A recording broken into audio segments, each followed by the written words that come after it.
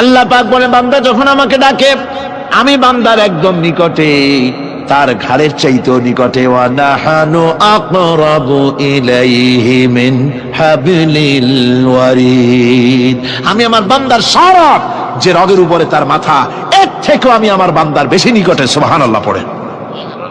আমি তোমার কাছে, আমার কাছে মাপ চাও, যত বড় গুনাহ হোক। ওয়া ক্বালা রাব্বুকুম উদউনি আস্তাজিব লাকুম, তোমার প্রভু তোমাকে ডেকে বলেছে আমাকে ডাকো, আমি মাফ করে দেব। সুবহানাল্লাহ বিহামদিহি, কত বড় কথা। আমাকে ডাকো, নিরাশ হয়েও না, হতাশ হয়েও না। আল্লাহর গজব বেশি না রহমত বেশি? আল্লাহর রহমত বেশি। হাদিসে কুদসির ভিতরে এসেছে, আল্লাহ পাক বলেছেন কোন বান্দা যদি আমার দিকে এক বিগত অগ্রসর হয়, আমার রহমত তার দিকে এক হাত এগিয়ে যায়। কোন বান্দা যদি আমার দিকে হেঁটে আসে, আমার রহমত তার দিকে দৌড়ে যায়। বান্দা যখন আল্লাহর দরবারে দুহাত উঁচু করে চোখের পানি ফেলে দেয়, মুসলিম শরীফের হাদিসের ভিতরে এসেছে গভীর রাত্রে, রাতের তৃতীয় অংশে আল্লাহ রাব্বুল আলামিন প্রথম আকাশে আসেন আর ডেকে বলেন, পৃথিবীতে আছো নাকি কেউ গুনাহ করে জীবন বরবাদ করে দিয়েছো, আমার কাছে মাপ চাও। ঋণগ্রস্ত আছো, অসুস্থ আছো, অপমানিত আছো, কে আছো মাজলুম, আমাকে ডাকো, আমার কাছে বলো, আমি ডাকের সাড়া দেব, জীবনের আশা পূরণ করে দেব। ওই সময় যেই সমস্ত লোকেরা কান্দে তাহাজ্জুদের নামাজ পড়ে, আল্লাহ জিজ্ঞেস করেন ফেরেশতারা, অমুক অমুক দেশ অমুক অমুক বান্দারা কান্দে কেন? ফেরেশতারা বলে রব্বুল আলামিন তুমি তো ভালো করে জানো। আল্লাহ বলেন জানি, তবুও তোমাদের মুখে শুনতে চাই। তারা বলে রব্বুল আলামিন তোমার এই বান্দা গুনাহ করেছে, গুনার জন্য মাপ চায়, জাহান্নাম থেকে বাঁচতে চায়। আল্লাহ পাক বলেন ফেরেশতারা আমার এই বান্দারা আমারে দেখেছে নাকি? বলে দেখে নাই। বলে আমার দোজখ দেখেছে নাকি? বলে না, তাও দেখে নাই। আমার বেহেশত দেখেছে নাকি? বলে না, তাও দেখে নাই। আল্লাহ পাক বলেন ফেরেশতারা সাক্ষী থাকো, ওরা আমাকে দেখে নাই, আমার বেহেশত দোজখ কিছুই দেখে নাই, শুধুমাত্র আমার নবীর কথা, আমার কোরআনের কথা বিশ্বাস করে আরামের ঘুমকে হারাম করে যেভাবে তারা কাঁদতেছে, সাক্ষী থেকে যাও ফেরেশতারা, আবার রহমতের দরিয়ায় জোশ মেরেছে আমার ওই ক্রন্দনরত বান্দাগুলিকে আমি আল্লাহ মাফ করে দিলাম। সুতরাং মুমিন বান্দা যারা, আল্লাহর মুমিন বান্দা যারা, এই ঈমানের কোয়ালিটি, এটাও হতাশায় নিরাশায় ভেঙে পড়বে না। গুনাহ তো মানুষই করে, গুনাহ হয়ে গেছে, মাপ চাও। তোমার গুনাহ কদ্দুর? তোমার গুনাহ যদি হয় পাহাড় সমান, আল্লাহর রহমত আকাশ সমান। জাহান্নামের কঠিন শাস্তি থেকে বাঁচতে হলে আল্লাহর প্রতি ঈমান আনতে হবে। আর ঈমান আনলে যে কোয়ালিটিগুলি হওয়া উচিত, সেগুলি আমি আপনাদের সামনে আলোচনা করছি। এরপর আরেকটি কোয়ালিটি হবে মুমিনের, তা হলো কঠোর কঠিন বিপদে অবিচল থাকবে, বিপদে ভেঙে পড়বে না। বিপদ আপদ, শত্রুতা, ক্ষয় ক্ষতি যা কিছু হয় সবই আল্লাহর পক্ষ থেকে, এটা মেনে নিতে হবে এবং ধৈর্য ধারণ করতে হবে। বিপদ মুসিবত শুধু উম্মতের জন্য নয়, দুনিয়ার সমস্ত নবীদের বিপদ এসেছে, হয় নাই? নবীদের বিপদ আসে নাই? কোরআনে কারীম থেকে শুনুন, আল্লাহ রাব্বুল আলামিন বলেন, وَكَذَلِكَ جَعَلْنَا لِكُلِّ نَبِيٍّ عَدُوًّا مِنَ الْمُجْرِمِينَ। আল্লাহ পাক বলেন এমনি করে আমি সকল নবীদের শত্রু বানিয়ে দিয়েছি সব পাপিষ্ঠ আর অপরাধ প্রবণ লোকদেরকে। প্রত্যেক যুগে নবীদের শত্রু ছিল, প্রত্যেক যুগে নবীদের কি ছিল? শত্রু ছিল। সে শত্রু কারা ছিল? আল্লাহ পাক বলছেন নবীদের শত্রু ছিল পাপিষ্ঠ আর অপরাধ প্রবণ লোক, এরাই ছিল নবীদের দুশমন। রাসূলগণের অবস্থা যদি এই হয়, তাহলে তার উম্মত, ওই দিনের ধারক বাহক যারা, তাদের বুঝি বিপদ আপদ হবে না নাকি? হবে কিনা? তো ইসলামের বিরোধিতা যারা করে, কোরআনের পরিভাষায় বলা হয়েছে ইসলামের দুশমন, নবীদের দুশমন। দুনিয়ার সব পাপিষ্ঠ আর অপরাধ প্রবণ লোকেরাই ইসলামের দুশমন হয়, নবীদের দুশমন হয়। আজও দেখেন, আজও তাকিয়ে দেখেন, ইসলামী আন্দোলনের বিরোধিতা যারা করে তারা পাপিষ্ঠ চরিত্রের কিনা, তাকায় দেখেন, খুঁজে দেখেন, সর্বত্র খুঁজে দেখুন, খুঁজে দেখুন। যারা ইসলামী আন্দোলনের বিরোধিতা করে, যারা ইসলামকে মিটিয়ে দেওয়ার চেষ্টা করতেছে, যারা ইসলামকে মৌলবাদ বলে, ইসলামকে সাম্প্রদায়িক বলে। কোরআনে কারীমের কথা কত স্পষ্ট যে নবীদের দুশমন হয়, ইসলামের দুশমন হয় মুজরিম লোকেরা, অপরাধ প্রবণ আর পাপিষ্ঠ লোকেরা। আজও আমরা দেখতে পাই এই শ্রেণীর লোকেরা পাপিষ্ঠ এবং সবচাইতে সমাজের নিকৃষ্ট ধরনের চরিত্রহীন লোক। নামাজ নাই। আপনি খুঁজে দেখেন ইসলামী আন্দোলনের বিরোধিতা যারা করছে, যারা নেতৃত্ব দিচ্ছে, নামাজ নাই, রোজা নাই, চরিত্র নাই, হজ নাই, যাকাত নাই, মদ, জুয়া, জেনা, ব্যভিচার ইত্যাদিতে লিপ্ত। চেহারা দেখলে ছেলেপেলেরা 2 গ্লাস পানি খায় ভরসটে। কথা ঠিক কিনা কয়? এই হলো অবস্থা। মারে কেন? মুমিনদেরকে, পয়গম্বরদেরকে, সাহাবীদেরকে এবং ঈমানদারদেরকে মারে কেন? তার কারণ হচ্ছে আল্লাহ রাব্বুল আলামিন বলেছেন, ওয়া মা নাকামু মিনহুম ইল্লা আইয়ুমিনু বিল্লাহিল আজিজিল হামিদ। কাফিররা ঈমানদার লোকদেরকে অন্য কোন অপরাধী নির্যাতন চালায় না, নির্যাতন চালায় শুধু এই কারণে যেহেতু মুমিন লোকেরা পরাক্রমশালী, আল্লাহ রাব্বুল আলামিনের দিনকে কায়েম করতে চায়, তার উপরে ঈমান এনেছে, এই কারণেই তারা মারে। ঠিক কিনা কন? যুগে যুগে নবীদের উপরে, সাহাবীদের উপরে যে অত্যাচার হয়েছে, সেই অত্যাচার এই কারণেই হয়েছে, অন্য কোনো কারণে নয়। এই কঠিন বিপদে অবিচলতা এবং ধৈর্যের দৃষ্টান্ত নবীগণ পেশ করেছেন পৃথিবীর বুকে। আমরা দেখেছি ইব্রাহিম আলাইহিস সালামকে আগুনে ফালানো হয়েছে, আছে না কোরআন শরীফে? আমি কিন্তু গল্প করতেছি না, সব কোরআনের কথা। কিসের কথা? ইব্রাহিম আলাইহিস সালামকে আগুনে ফালানো হচ্ছে। অপরাধ কি? অপরাধ হচ্ছে হযরত ইব্রাহিম আলাইহিস সালাম দাওয়াত দিয়েছেন, লা ইলাহা ইল্লাল্লাহ।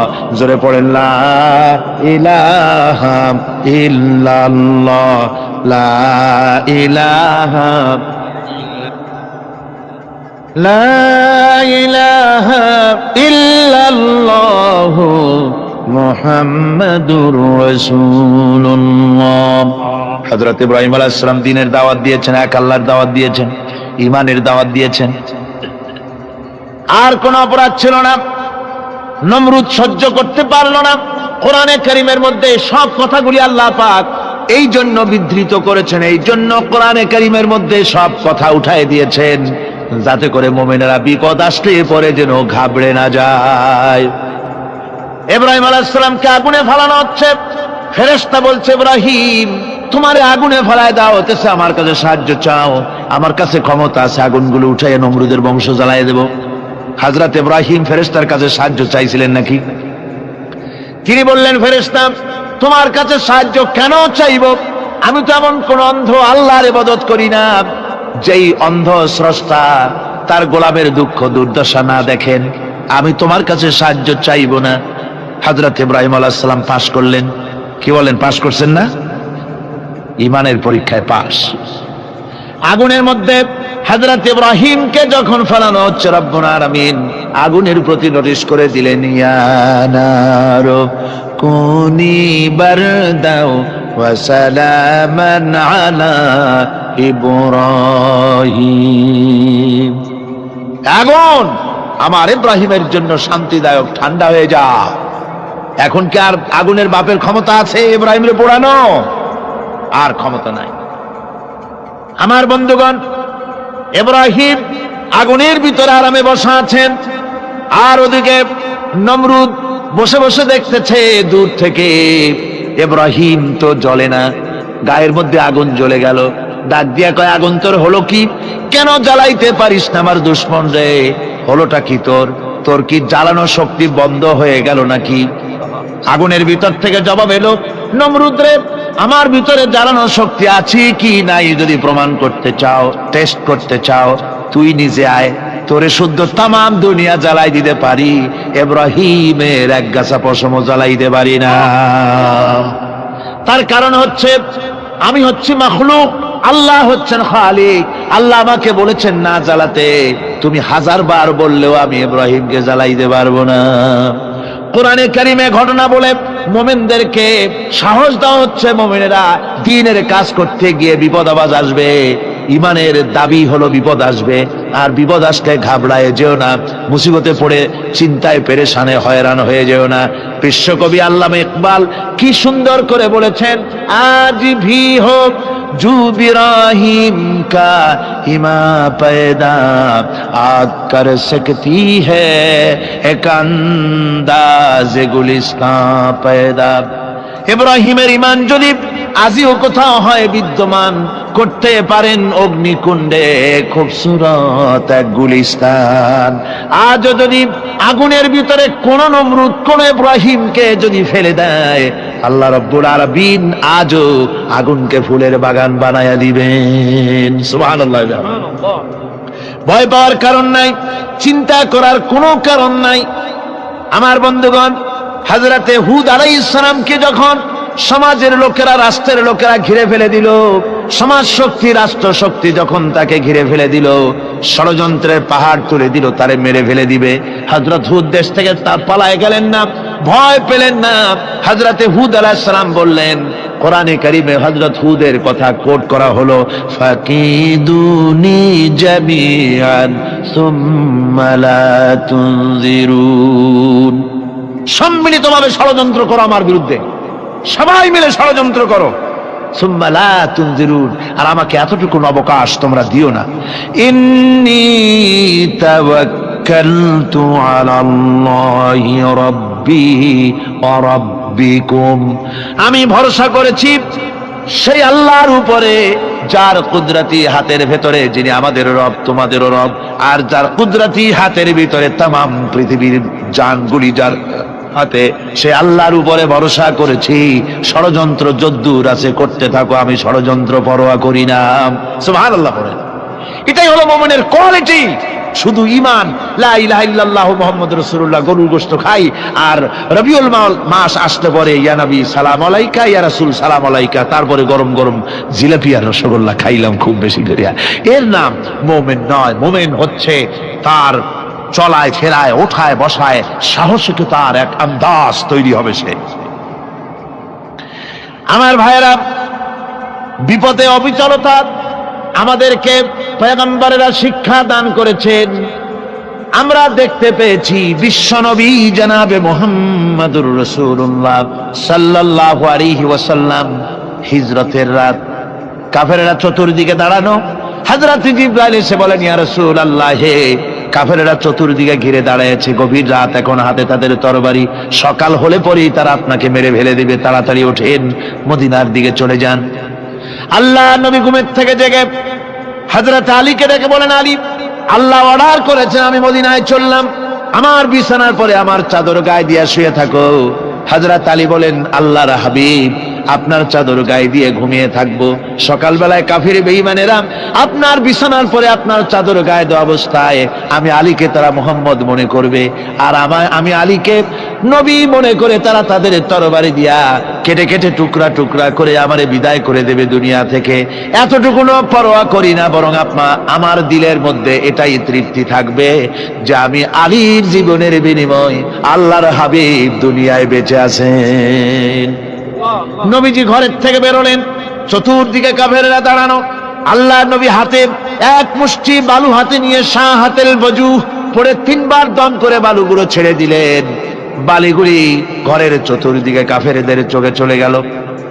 পরবর্তী সময় রব্বুল আলামিন ডেকে বলেন, নবীরে, বালি যখন নিক্ষেপ আপনি করেছিলেন, ধুলাগুলি আপনি তো শুধু নিক্ষেপ করেছিলেন, কিন্তু চতুর্দিকে কাফেরদের চোখে গেল কেমনে?